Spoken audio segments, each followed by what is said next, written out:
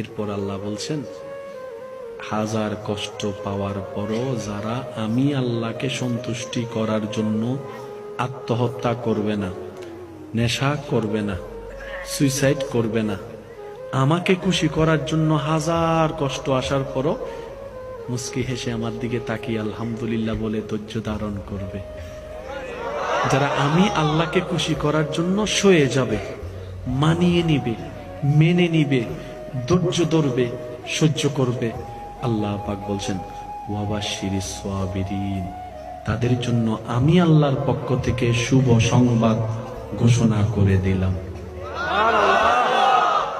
শুভ সংবাদ কার পক্ষ থেকে?